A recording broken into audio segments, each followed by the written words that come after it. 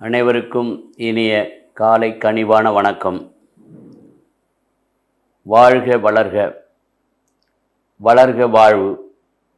இன்று வாழ்க்கை ஓர் பகிர்வு என்பதை இப்பதிவில் பதிவு செய்கின்றோம். வாழ்க்கை பலவிதம், அதை நாம் வாழ்ந்து பார்க்கணும். ருசித்து ரசித்து இனிமையுடன் வாழ்தல் அவசியம். வாழ்நாள் பெரிது, வாழ்க்கையோ பெரிது, வாழ்நாட்கள் சிறிது, வீணால் வரினும் வீழாது நாம் வாழ்ந்த வாழ்வு. ஒரு அற்ப தென்னை மரம் தன் வாழ்ந்ததற்கு அடையாளமாக அந்த வடுவை விட்டு செல்கிறது. நாம் இவ்வுலகில் வாழ்ந்த வாழ்வும் பிறருக்காகவும் நமக்காகவும் வாழ்ந்த வாழ்வு ஒரு எடுத்துக்காட்டாக ஒரு அடையாளத்தை விட்டு செல்ல வேண்டும்.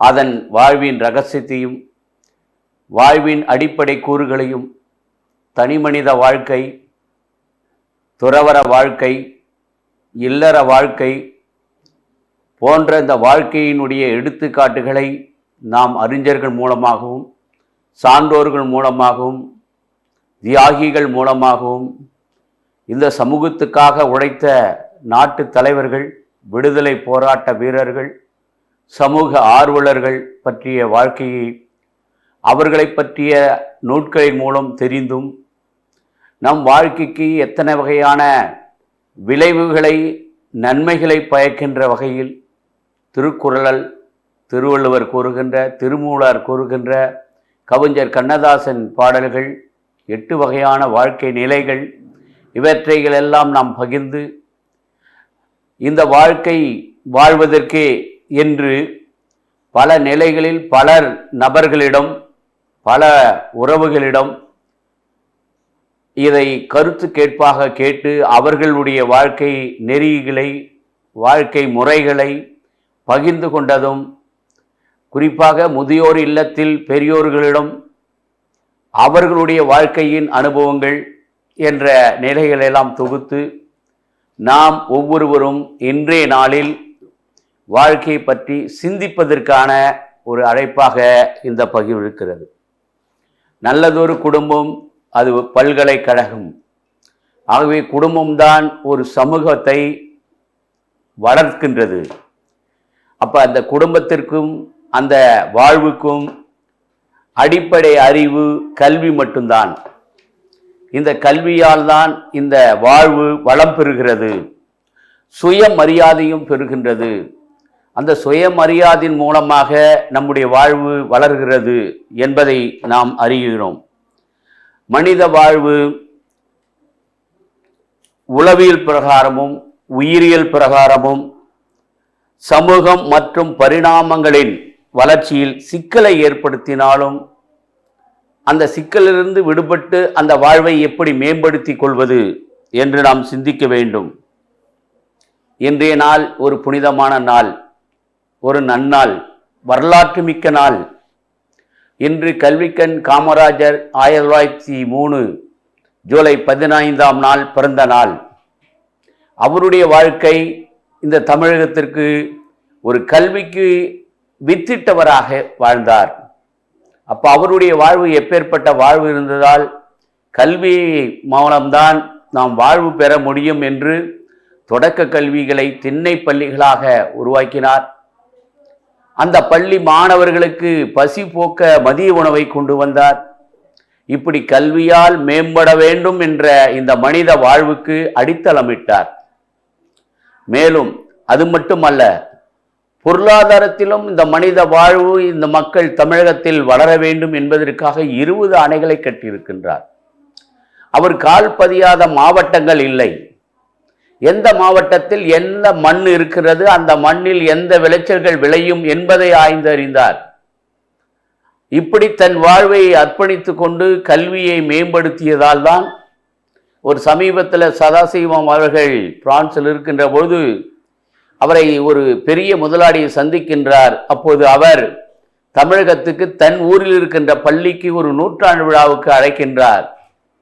இந்த பள்ளியில் 100 ஆண்டுகளுக்கு முன்னால் காமராஜ் அவர்கள் தொடங்கிய பள்ளி, அதில் படித்த நான் தான் இன்று வெளிநாட்டில் ஒரு பெரிய நிலையில் வாழ்கின்றேன் அந்த வாழ்வுக்கு வித்திட்டவர் காமராஜர் என்று பாராட்டினார். அது முதல் ஒரு அம்மையார், ராணி அம்மையார் அவரை பார்த்து, ஏன் நீங்கள் திருமணம் செய்து கொள்ளவில்லை, இல்லற வாழ்க்கை ஏன் நீங்கள் எடுத்துக்கொள்ளவில்லை என்று கேட்டபோது, இந்த நாட்டிலே என் சகோதர சகோதரிகள் திருமணம் ஆகாமலும் சில சங்கடங்களும் பட்டு கொண்டிருக்கின்ற நேரத்திலே எனக்கு திருமணம் தேவையில்லை என்று சொல்லியிருக்கின்றார். ஆகவே இந்த நேரத்தில் அவருடைய வாழ்க்கையை இந்த வாழ்க்கை பயணத்தில் அர்ப்பணித்து அவருக்கு நன்றி தெரிவிக்கின்றோம். வாழ்க்கை என்பது புரியாத போது தொடங்குகிறது, அது எல்லாம் புரியும் போது அது முடிந்து விடுகிறது. அப்போ வாழ்க்கை தொடக்கத்தில் அந்த ஒரு சுவரசம் இருக்க வேண்டும். உதாரணமாக, குயில் தான் ஜோடி சேர்வதற்கு முன்னால் தன்னுடைய ஓசை எழுப்பும் ஆண் குயில்.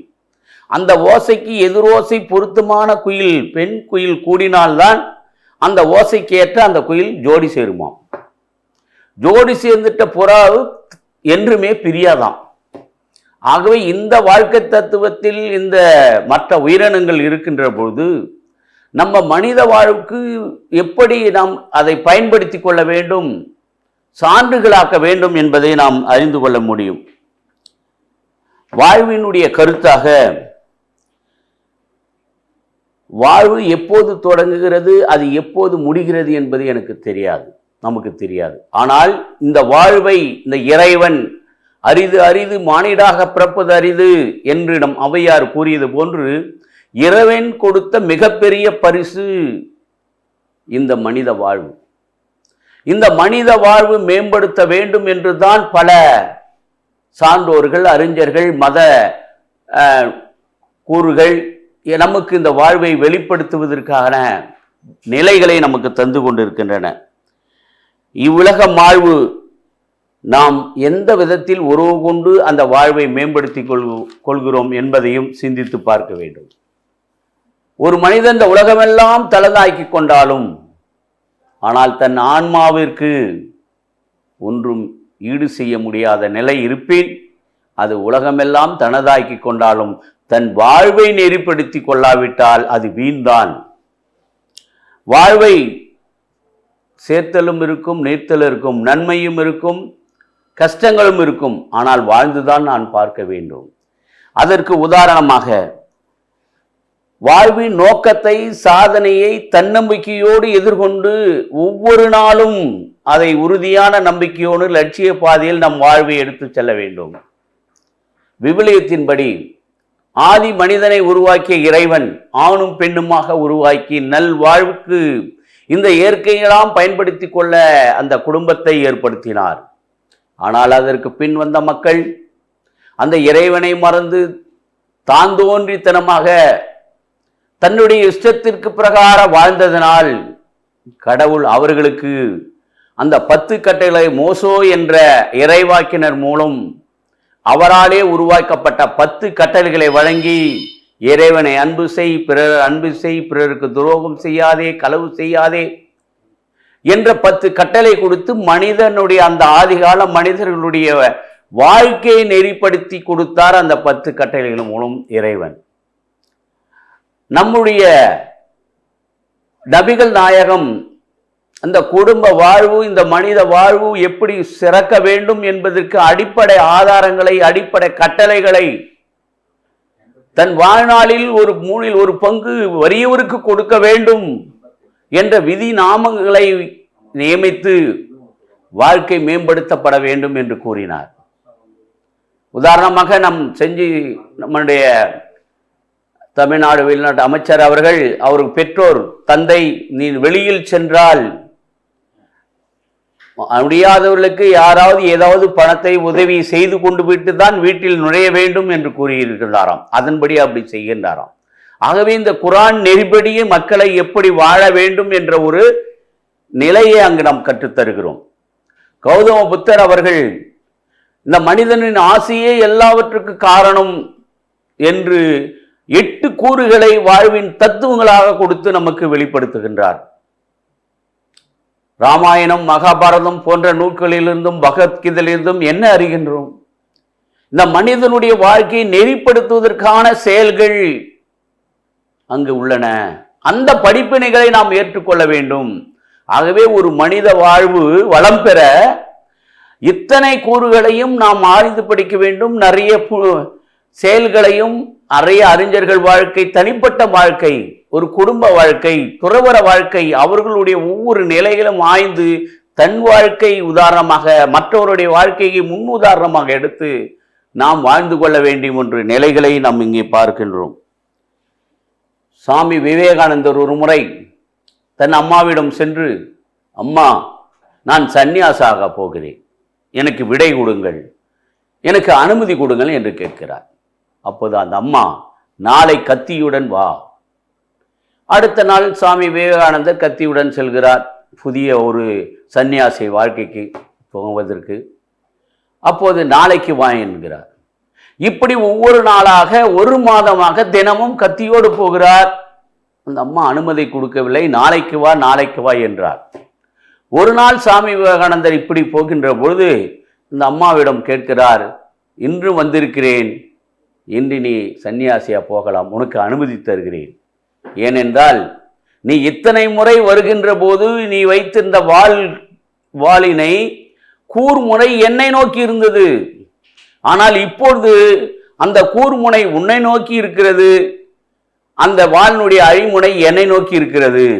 இப்போதான் அந்த வாழ்க்கையினுடைய தத்துவத்தை நீ உணர்ந்திருக்கின்றாய், ஆகவே நீ சன்னியாசியாக போகலாம் என்று அந்த வாழ்வின் ரகசியத்தின் கூறுகளை அவர்கள் அம்மா விளக்கி இருக்கின்றார்கள். இன்னொரு வாழ்க்கையினுடைய வரலாற்றுகளை பார்க்கின்ற போது விடுதலை வீரர்கள் அத்தனை பேருடைய தியாகங்களுடைய வாழ்க்கையை நாம் படித்திருக்கின்றோம். ஆனால் இன்னும் தெரியாத நிலைகள் இருக்கிறது. நிதிஷா என்ற ஒரு முதல் பெண் காவலர் இந்தியாவில், அவருடைய கணவர் பிரிட்டிஷ் அலுவலகத்தினுடைய ஊழியர். அப்ப பிரிட்டிஷ் அரசாங்கம் சுபாஷ் சந்திர போஸை கொல்லுவதற்கான அந்த கணவரிடம் ஒப்படைக்கிறார்கள். அந்த நிதிஷா என்ற முதல் பெண் போலீஸ் அலுவலர் அவரை, நம் சுபாஷ் சந்திர போஸை காப்பாற்றுவதற்காக தன் கணவரையே கொன்றார் என்ற ஒரு நிலை இருக்கிறது. அப்ப தன் வாழ்க்கை எப்படி இந்த நாட்டிற்காக பயன்படுத்தி சிறக்க வேண்டும் என்று அந்த நிதிஷா செய்திருக்கின்றார் பாருங்கள். ஆகவே ஒவ்வொரு நிலையினுடைய, ஒருத்தருடைய வாழ்க்கையினுடைய சிந்தனைகள், செயல்களை நாம் ஒவ்வொரு நாளும் கண்டுபிடிக்க வேண்டும். அறிஞர்கள் வாழ்வை எடுத்துக்கொள்ளுங்கள், விடுதலை பெற்ற வீரர்களுடைய வாழ்க்கையை எடுத்துக்கொள்ளுங்கள், மற்றும் இந்த சமூகத்தின் அக்கறை உள்ளவர்களுடைய வாழ்க்கையை எடுத்துக்கொள்ளுங்கள், மேதைகளுடைய வாழ்க்கையை எடுத்துக்கொள்ளுங்கள், நம்மளுடைய பெரும் தலைவர்கள், நமக்கு முன்னால் சென்று நம்மை ஆண்டு கொண்டிருக்கின்ற தலைவர்கள், இவர்களுடைய வாழ்க்கையை அர்ப்பணிப்பாக அந்த மக்களுக்காக ஒரு தாயாக, தந்தையாக, பிள்ளையாக தன் குழந்தைகளுக்கு எப்படியெல்லாம் அரசினுடைய திட்டங்களை கொண்டு செல்ல வேண்டும் என்று தன்னை அர்ப்பணித்துக் கொண்டு இந்த நம் மக்களுக்காகவும் இந்த நாட்டுக்காகவும் மாநிலத்துக்காக உழைக்கிற அந்த பதிவுகளை பாருங்கள், சிந்தியுங்கள். அவர்கள் கொடுக்கின்ற வாய்ப்பின் பிரகாரம் நம் குடும்பத்தை எப்படி மேம்படுத்திக் கொள்வது? உதாரணமாக அரசு குடும்பங்களினுடைய நிகழ்வுக்கு பலவிதமான வாய்ப்புகளையும் பலவிதமான வேலை திட்டங்களையும் வழங்கி கொண்டிருக்கிறது. ஏன்? ஒவ்வொரு குடும்பமும் ஒவ்வொரு வாழ்க்கையும் சிறக்க வேண்டும், அதனால் இந்த சமூகம் வளர வேண்டும் என்பதற்காகத்தான் நாம் யோசிக்கப்பட வேண்டும். நம்முடைய வாழ்க்கை 8 நிலைகள் இருக்கின்றன. ஓர் 8 விளையாடாத விளையாட்டு, 8 படிக்காத படிப்பு, 3 செய்யாத திருமணம், 4 பிறக்காத குழந்தை, 5 சேர்க்காத செல்வம், 6 சுற்றாத உலகம், 7 ஓய்வு பெறாத நிலை, 8 நிம்மதியான நிறைவு. ஆக இந்த இல்லற வாழ்க்கைக்கு நம் குடும்பத்தில் இருக்கிற வாழ்க்கை 8 கூறுகளாக பிரித்து இதன் தத்துவத்தின் அடிப்படையில் வாழ்வதற்கான ஒரு வாழ்வை நமக்கு அமைத்து கொடுத்திருக்கின்றார்கள். மேலும் இந்த வாழ்வு பெரிது, வீணால் வரினும் வீழாது நற்செயல் என்று கூறுகிறார்களே, இந்த உலகத்தில் வாழ்வதற்கான நாம் ஒரு வாடகை வீட்டில் வாழ்கின்றோம். இந்த வாடகை வீட்டு வாழ்ந்த பின் நம்முடைய வாழ்வு விண்ணகத்திலே பிறக்க வேண்டும். அந்த விண்ணகத்திற்கு செல்வதற்கு முன்னால் நடு தீர்வை இருக்கும். நாம் இந்த உலகில் வாழ்ந்த வாழ்வு பொண்ணோ பொருளோ இடமோ பொக்கிஷமோ பதவிகளோ சேர்த்ததெல்லாம் நம்முடன் வராது. அது பேங்க்ல எவ்வளோ அக்கௌண்ட் இருக்கிறது, எனக்கு கோடிக்கணக்கில் பணம் இருக்கிறது என்பதை விட கோடிக்கணக்கில் நீ செய்த நன்மைகள், புண்ணியங்கள், நான் உணவன்றி இருந்தேன் என் உணவு கொடுத்தாயா, நான் தாகம் இருந்தேன் என்னை தண்ணீர் கொடுத்தாயா, சிறையில் இருந்தேன் என்னை பார்க்க வந்தாயா, அயலனா இருந்தேன் எனக்கு உடுக்க உடை கொடுத்தாயா என்ற புண்ணிய காரியங்கள் தான் நமக்கு ஈடாக நடுத்தெருவில் வரும். அப்போது நாம் செய்த நல்லதுகள், இந்த சமூகத்தில் வாழ்ந்த வாழ்வு எப்பேற்பட்டது, அது புனிதமானது, எப்படி நன்மைதனமாக இருந்தது என்றுதான் நமக்கு தீர்வையாக வரும் என்கிறார்கள். ஆகவே இந்த வாழ்க்கை முறை நிலைகளை நாம் பல நிலைகளில் பார்க்கின்றோம்.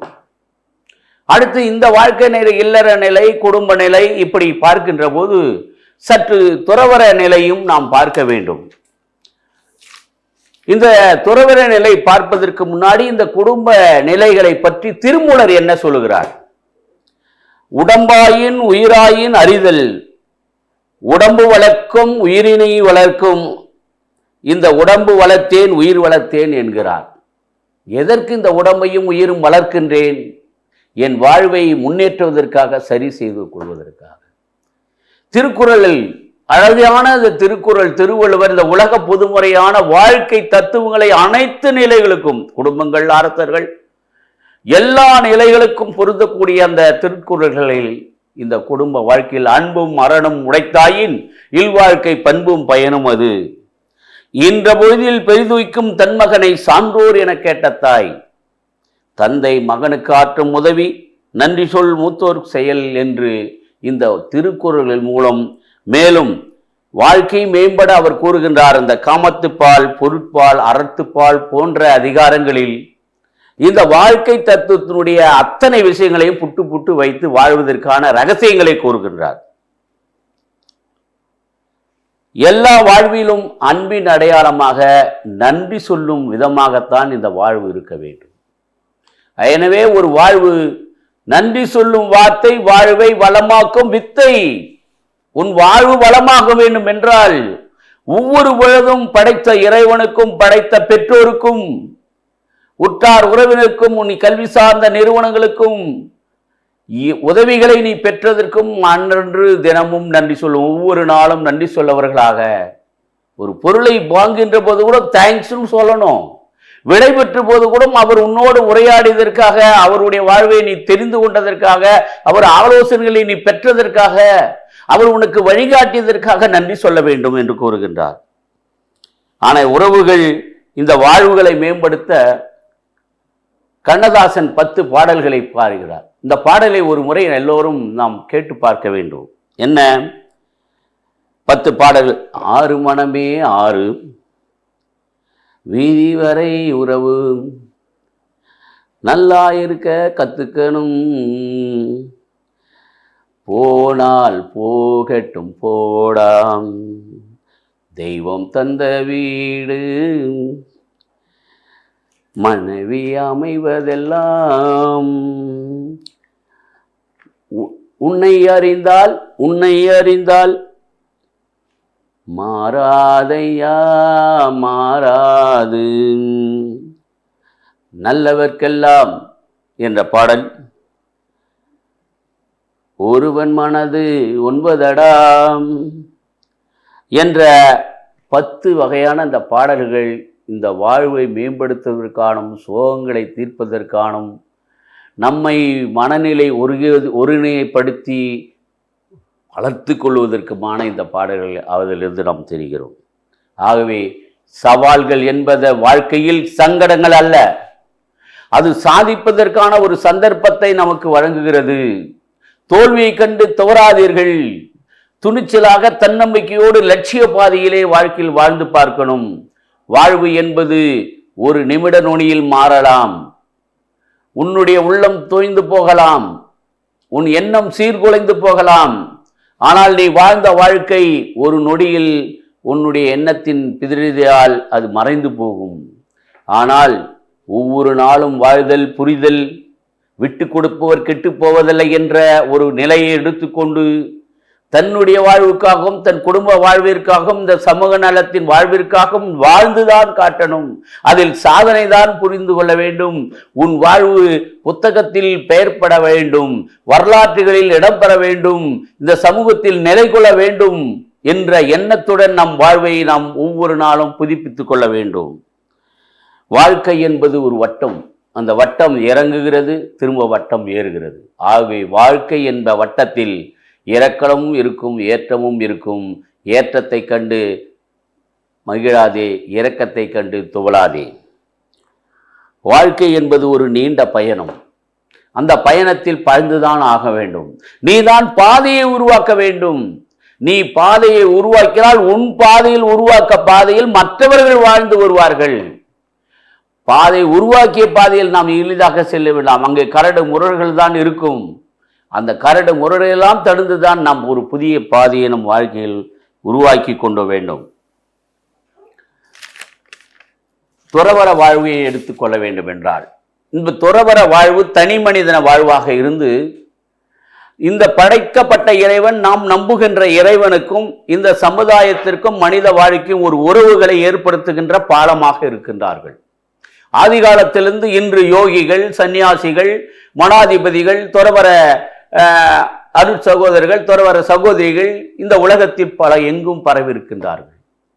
அன்றிலிருந்து இன்று வரை அந்த துறவரத்தை இறைவனுக்காக தன் வாழ்வை முழுவதுமாக அர்ப்பணித்து ஜப வாழ்விலும் பிறர் நல சமூக வாழ்விலும் பிறருக்கு கல்வி கொடுக்கின்ற ஒரு நிலையிலும் தன் வாழ்வை அர்ப்பணித்து கொண்ட மாமனிதர்களை நாம் இன்று நினைத்து பார்க்க வேண்டும். நம்முடைய குடும்பத்திற்காக இந்த துறவரவர்கள் நமக்கு என்ன விதத்தில் வாழ்க்கைக்கு வாய்ப்புகளை கொடுக்கின்றார்கள். இறைவனோடு அர்ப்பணித்து இறைவனுக்காக வாழ்ந்தவர்கள் இன்று புனிதர்களாக, உதாரணமாக நம்மளுடைய அன்னை தெரேசா, புனித அன்னை தெரேசா, நம்ம தமிழகத்தை சார்ந்த புனிதர் அவர்கள், தோமையார் அவர்கள், புனித தோமையார், கேரளாவை சார்ந்த அல்போன்சா அவர்கள், மேலும் நம்மளுடைய சவேரியார், இப்படி புனிதர்கள் இறைவனால் ஈர்க்கப்பட்டு புனிதத்தன்மை ஏற்பட்டு இன்று தன் உடலும் அழியாமல் பல 100 ஆண்டுகள் இருந்தாலும் கடந்தாலும் அவர்கள் உடல் அழியாமல் இந்த புனிதம் பெறுகிறார்கள். அவர்கள் நாம் வேண்டிக் கொள்கின்ற போது அவர்கள் வழியாக இறைவன் நமக்கு நம்ம வாழ்க்கைக்கு புதுமைகள் கொடுக்கின்றார்கள். இதை நாம் சிந்தித்து பார்க்க வேண்டும். உதாரணமாக இந்த நேரத்தில் என் வாழ்வுக்கு நன்றி சொல்கின்ற அளவில் ஒரு வாழ்வு பெற்றதற்காக நாம் நன்றி சொல்ல வேண்டும். இது தென்னார்காடு மாவட்டத்தில் திண்டிவனத்தில் புனித அன்னாள் பள்ளி. இது அயர்லாந்து தேசத்தில் சார்லஸ் டஃபி என்ற தந்தை 72வது வயதில் 7வது மகனாக பிறந்த தாமஸ் கவான் டஃபி அவர்கள் அந்த தேசத்தில் இருந்து இந்த தேசத்திற்கு வந்து இந்த தென்னார்காடு மாவட்ட திண்டிவனத்திலே பல ஆயிரக்கணக்கான மாணவர்கள், பல நூற்றுக்கணக்கான ஆசிரியர்களை உருவாக்கி இன்று அந்த குடும்பங்கள் நல்வாழ்வு பெற்றதற்கு அவருடைய பரோகர அன்பு. இந்த பரோகர அன்பு என்றால் தன் பொருளையும் தன் உழைப்பையும் எல்லோருக்கும் வழங்கி வாழ்வு கொடுப்பதுதான். அப்ப இந்த பள்ளியை நிறுவுவதற்கு பல பேரிடமிருந்து பிச்சை எடுத்து வந்து இந்த வாழ்க்கை தத்துவங்களை இந்த மாணவர்களுக்கு கல்விதான் இந்த தமிழகத்திற்கு தேவை என்பதை கொடுத்து இன்று ஒரு மேதையாக புனிதராக இந்த மக்களுக்கும் இந்த பல ஆயிரக்கணக்கான மாணவர்களுக்கு ஆசிரியர்களுக்கு ஒரு வாழ்வை கொடுத்திருக்கிறார் என்றால் நாம் அவருக்கு அந்த மேதைக்கு நாம் நன்றி சொல்ல வேண்டும். அப்படித்தான் ஒவ்வொரு கணமும் ஒவ்வொரு மனிதரும் தான் பெற்ற நன்மைகளுக்காக இறைவனுக்கு நன்றி சொல்ல வேண்டும். ஒவ்வொரு நாளும் தான் படித்த ஆசிரியர்கள், கற்றுத்தந்த ஆசிரியர்கள், சமூக அலுவலர்கள், அவர்களுக்கு நாம் நன்றி சொல்ல வேண்டும். அதுதான் வாழ்க்கையினுடைய பெரிய ரகசியம் என்பதை நாம் கூறுகின்றோம். திண்டிவனத்தில் மட்டுமல்ல, என்னுடைய சொந்த கிராமத்திலே இந்த பள்ளி முதல் பள்ளியை தொடங்கி இன்று கிராமங்களில் 125 தொடக்க பள்ளிகளை தொடங்கியவர் அவர். அப்ப இன்றைக்கு அந்த கிராமங்கள் கல்வி வளர்ச்சியில் நம் பகுதியில் வளர்ந்திருக்கிறது என்றால் அவர்தான் காரணம் என்று இந்த நேரத்திலே நான் பதிவு செய்கின்றேன். இறுதியாக இந்த வாழ்வியல் தத்துவங்களை உங்களோடு பகிர்ந்து கொள்வதற்கான நான் சந்தித்த நபர்கள்,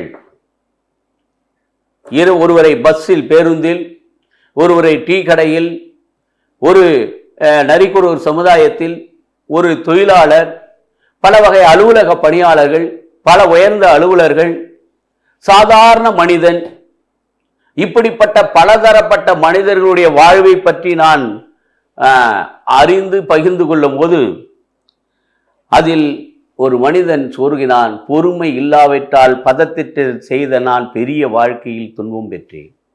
ஒரு திருமணமாகி வந்த ஒரு பெண் அந்த ஊரில் தண்ணி பிடிக்க போகிறாள். அந்த ஊரில் இருக்கிற ஒரு பெரிய ஒரு முன்னிலை வைக்கின்ற ஒரு பெண் அந்த குடத்தை எடுத்து முன்ன வச்சுட்டாங்க. வரிசையை வர எப்படி நீ முன்ன வைக்கிறன்னு கேட்ட உடனே அந்த அம்மா தள்ளி விட்டுச்சு. தள்ளி வந்த பெண் அடிபட்டு ஆஸ்பத்திரியிலே மிகவும் சீரியஸாக உள்ளே இருக்கின்றார். உடனே வழக்கு பதிவு செய்து அவர்களுக்கு வழக்கு தண்டனை கொடுக்கின்றார்கள். அந்த தள்ளிவிட்ட கணவன் வந்து கேஸை வாபஸ் வாங்க என்று மிரட்டுகின்றான், அடிக்கின்றான். ரத்தத்தை பார்த்தவன் அருகில் இருந்த கத்தி எடுத்து குத்தி விடுகிறான். உடனே 7 ஆண்டுகள் சிறை தண்டனை. அப்போது அவர் சொல்லுகின்றார், நான் ஆத்திரம் அடைந்து பொறுமை இல்லாத இழந்ததால் என் வாழ்க்கையை இழந்து விட்டேன், இதுதான் பொறுமை முக்கியம் என்று ஒரு அறிவுரை கூறினார். ஆனாலும் அவர் குடும்பத்தில் இருக்கின்ற உறவினர்கள், இவரால் உருவாக்கப்பட்ட சகோதரர்கள் இவருக்கு துணை செய்யவே இல்லை, ஒதுங்கி விட்டார்களாம். என்ன வாழ்க்கை பாருங்கள். இன்று கூட தான் தன் சகோதரரை உருவாக்கிய நிலையில் இருக்கின்றவர்கள் அதை மறந்து அந்த சகோதரர்கள் தங்களுடைய சுயநலத்துக்காக அந்த துரோகம் செய்கின்றார்கள். புரிதல் இல்லாமல் தான் இதெல்லாம் நடக்கிறது என்பதை கூறுகின்றேன். 2வது, பேருந்து நிலையத்தில் ஒரு நபரை சந்தித்தேன். அவர் தந்தைக்கு 13 குழந்தைகளாம். இவர் 7வது குழந்தையாக வளர்ந்து தான் தந்தை 102வது வயது இருக்கின்ற போது இவர் 12 வயதில் வீட்டை விட்டு வெளியே வந்து பாண்டியில் ஒரு டீ கடையில் ஒரு 10 ஆண்டுகள், ஆரணியில் ஒரு இடத்தில் வேலை செய்கிறார். அந்த வேலைக்கார அந்த முதலாளிய பெண்ணை திருமணம் செய்து 2 பிள்ளைகளோடு மீளவும் அந்த வீட்டிற்கு ஒரு 35 ஆண்டுகள் கடந்து 50வது வயது வருகின்றார். அப்ப சொல்லுகின்றார், அவர் காணாமல் போய்விட்ட ஏண்டா வந்தாங்கன்னு அவர் சகோதரர் சொல்கிறார். அப்போது அவர் தந்தை கூறுகின்றார், இவனும் என் மகன்தான், ஆகவே எனக்கு 102 வயதில் இந்த வீட்டையும் சொத்தையும் சமபாகமாக இங்கு இருக்கின்றவர்கள் அனைவருக்கும் இந்த பாகத்தை பிரித்து கொடுத்து எழுதி வைத்தாராம். அப்போது அவருடைய சகோதரர்கள் ஆணவம் கொண்டார்கள். ஆனாலும் என் தந்தை கூறிய அந்த அரவணைப்பு, என் பாசம் என்று அவர் கூறி அழுதினார். இன்னொரு சம்பவம், ஒரு பஸ்ஸில் பேருந்தில் பயணம் செய்கின்ற போது ஒருவரை சந்தித்தேன். பார்வையற்றவர், முத்து என்கின்ற ஒரு பேர் ஆசிரியர். பெரும்பாக்கம் பள்ளியில அவர் தமிழ் ஆசிரியராக இருக்கின்றார். பார்வையிலே பார்வையற்றவர். அப்பேற்பட்டவர் தன் வாழ்க்கையை எப்படி மேம்படுத்தி கொண்டார்.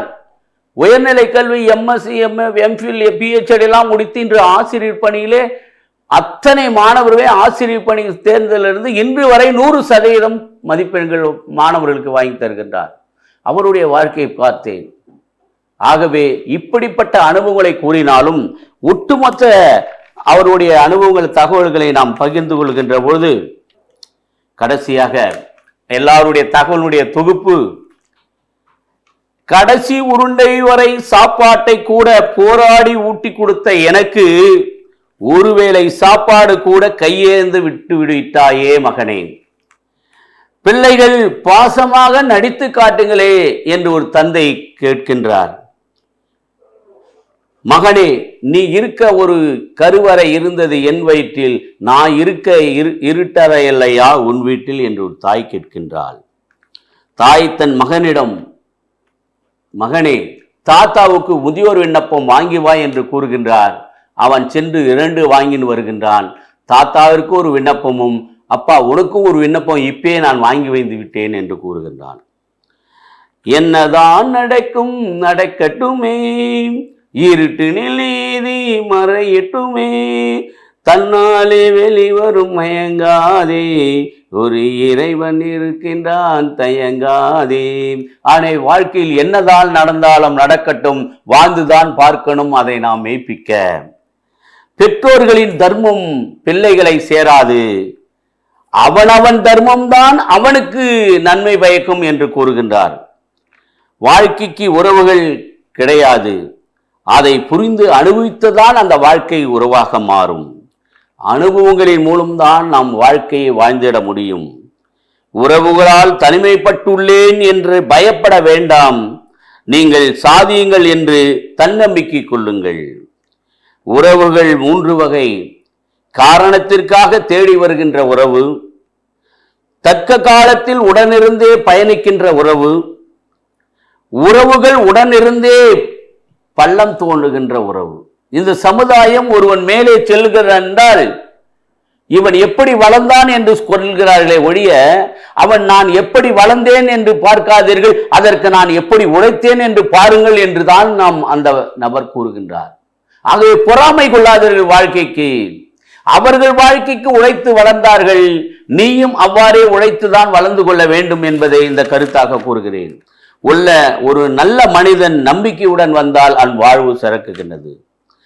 நம்மை பிறர் புரிந்து கொள்வதை விட நாம் பிறரை புரிந்து கொள்ள வேண்டும் இந்த வாழ்க்கை சிறப்பதற்கு. ஒரு சொட்டு வராமல் நம்மை கொடிய கொள்ளை செய்யும் இந்த நாக்கு. ஒரு சொட்டு உயிர் விடுவதற்கு வரலாம், ஆனால் இந்த நாக்கு அந்த சொட்டு ரத்தம் வராதவே கொள்ளுகின்ற நிலையை, வார்த்தையை உச்சரியுங்கள். வார்த்தை தகுந்த நேரத்தில் தகுந்த விதத்தில் இந்த பிள்ளைகளுக்கும் மற்றவர்களுக்கும் இந்த வார்த்தையை பயன்படுத்துங்கள். நல்லதொரு வார்த்தை, ஒரு வார்த்தை வெல்லும், ஒரு வார்த்தை கொள்ளும் என்ற அடிப்படையில் இந்த நாக்கை நாம் பயன்படுத்திக் கொள்ள வேண்டும். வாழ்க்கையை முயற்சி செய்யாமல் வாழ்க்கை அல்ல. என்றுதான் நம் வாழ்க்கை பலருக்கு நன்மையை கொடுக்கணும், மகிழ்ச்சி கொடுக்கணும். சார்லி சாப்ளின் எல்லோரையும் சிரித்து மகிழ்ந்தான், ஆனால் அவன் வாழ்க்கை துன்பமாகத்தான் ஒவ்வொரு நாளும் தலையணையே நினைந்து அழுதிருக்கின்றான் என்று கூறுகின்றான். அகல் விளக்கு போன்று எரிகின்ற விளக்காக நாம் இருக்க வேண்டும். மின்சார விளக்கு வெளிச்சத்தை தான் தரும், ஆனால் ஒரு அகல் விளக்கு 100 அகல் விளக்குகளை ஏற்றக்கூடியதாக இருக்க வேண்டும் நம்முடைய வாழ்வு. வாழ்க்கை ஒரு புரிதல் இருக்க வேண்டும். புரிந்தவர்கள் தான் இந்த வாடகத்தில் வையகமும் வாழ முடியும். விட்டு கொடுப்பவர் கெட்டு போவதில்லை, கெட்டு போவர் தான் விட்டு கொடுப்பதில்லை. வாழ்க்கை ஒரு ஊசல் என்கிறார்கள். வாழ்க்கை ஒரு நாடக மேடை, அதில் வாழ்ந்துதான் ஆகணும், நடித்துத்தான் ஆக வேண்டும். நம் வாழ்க்கை ஏமாற்றுக்குரியதாக இருந்தாலும், பல தடவை நாம் பாராட்டப்படவில்லை என்றாலும், நம் தன்னம்பிக்கையால் ஒரு நாள் பாராட்டப்படுவோம், சாதனை புரிவோம் என்பதை இந்த வாழ்வில் நாம் புரிந்து கொள்ள வேண்டும். வாழ்க்கை வாழ்வதற்கே வாழ்ந்துதான் அதை பார்க்க வேண்டும். நன்றி சொல்லும் வார்த்தையே நம் வாழ்க்கை வளமாக்கும். பிள்ளைகளுக்காக, இந்த சமுதாயத்திற்காக, சுயநலத்தின் தவிர்த்து சுய மரியாதைக்காக நாம் வாழ்ந்துதான் ஆக வேண்டும். வாழ்வதும் நல்லதும் கெட்டதும் நம்மால் தான் வரும். இதுவும் ஒரு நாள் கடந்து போகும். வாழ்க்கை ஒரு நொடியில் உணர்ந்தால் இல்லாமல் போகும். ஆனால் ஒவ்வொரு நாளும் அந்த உணர்வை தன்னம்பிக்கையால் நாம் வாழ்க்கையை வளர்த்தப்படுத்த முடியும் என்றும் பெத்த மனசு பொக்கிஷம், பிள்ளை மனசு கல்லு. ஆகவே வெளிநாடு சென்ற மாணவனை உருவாக்கிய அந்த பெற்றோர் வெளிநாட்டில் அதிக வசதியாக வாழ்ந்து கொண்டிருந்தாலும் இங்கே இருக்கின்ற அந்த பெற்றோர்கள் முதியோர் இல்லத்தில் வாடுகிறதை நாம் பார்க்க வேண்டும். ஆகவே மனதளவில் நாம் உறுதி கொள்ள வேண்டும். குடும்பம் நீதிமன்றம் இருக்கிறது. அந்த குடும்ப நீதிமன்றத்தில் நம்முடைய விவாதங்களை கடந்து அந்த வாழ்க்கையை சரி செய்து கொள்ள வேண்டும். அதற்குத்தான் அந்த குடும்ப நீதிமன்றங்களும் நம்ம சிறப்பாக வாழ்வதற்கான ஒரு அமைப்பை ஏற்படுத்தி இருக்கிறது. ஆகவே இந்த நிலையில் கடைசியாக நான் இந்த மனித வாழ்வில் இந்த மனம் வளம் சேர்க்க வேண்டும் என்றால், ஒவ்வொரு பிள்ளையையும் பெற்ற தாய்கள் எப்படி உருவாக்கி வளர்க்கின்றார்கள், வளர்ந்த பின் அந்த நன்றியை மறந்து இந்த பிள்ளைகளை தன்னுடைய வசதிக்காக, தன்னுடைய குடும்பத்திற்காக முதியோர் இல்லத்தில் செல்கின்றார்கள். 4 முதியோர் இல்லத்தை நான் சென்று சந்தித்தேன். அவர்களுடைய அழுகையும் அவர்களுடைய புரட்டலும் அவர்களுடைய தேவையும் இந்த பிள்ளைகள் கைவிட்டிருக்கின்றார்கள். ஆகவே மகன் தந்தை உறவு வரை அந்த உறவு இருக்கும், தாய் அந்த மகள் உறவு இறுதி வரை இருக்கும் என்று சொல்வார்கள் அந்த வாழ்க்கைக்கு. ஆகவே ஒவ்வொரு மருமகளும் தன் மாமியார் மகளை மகளாகவும் தந்தையாகவும் தாயாக நினைத்தால் முதியோரும் இல்லை. ஒவ்வொரு மகனும் தன் தந்தை தாயை உரிமையுடன் இருந்தால் ஒரு முதியோர் இல்லம் தேவை இல்லை. எனவே மனித வாழ்வு அற்புதமான வாழ்வு. கிடைக்கப்பட்ட வாழ்வை ஒரு புனிதமான வாழ்வாக, எடுத்துக்காட்டு வாழ்வாக இவையெல்லாம் அறிந்து செயல்படுத்தி, சிந்தித்து செயல்படுத்தி நம் வாழ்வை புனிதமாக்குவோம். வாழ்வை வளப்படுத்துவோம். நன்றி, வணக்கம்.